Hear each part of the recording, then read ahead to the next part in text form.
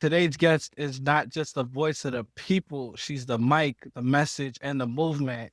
We have here with us today on the Better Living Interest channel, National Emmy Award winning, New York Emmy Award nominated, and the first Buffalo, New York poet, Laureate, Jillian Hanesworth. Thank you for Of joining us on course. the Thanks Better for Living having me. Interest channel.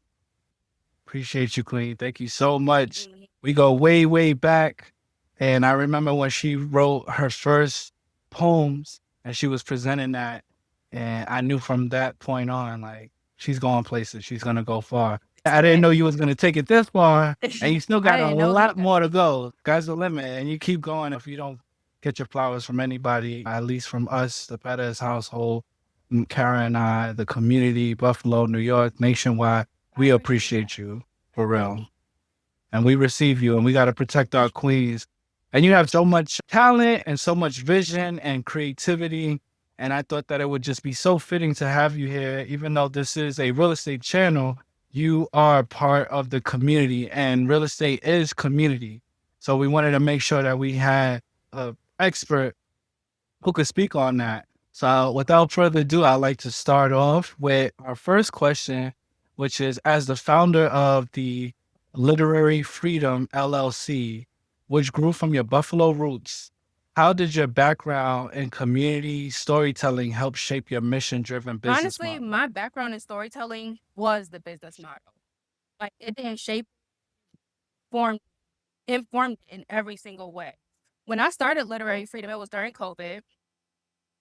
I used to walk around my neighborhood. I lived on the west side, so I wasn't living on the east side Buffalo. And I would see little library boxes, and it always made me think about my own community. Now, I'm dyslexic, and I didn't know until I was a junior in college. After failing out of all of my classes, getting academically dismissed, getting readmitted, losing all of my financial, working like 4 jobs to pay tuition, to pay my rent. And I'm just like, this was so preventable. If I would have known a long time ago, I wouldn't be in this situation.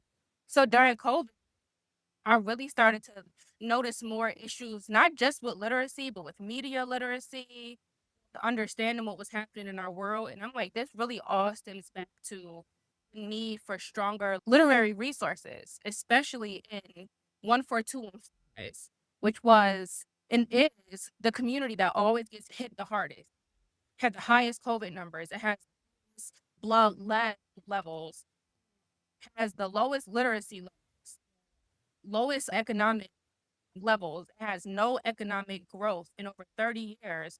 And that's also my neighborhood.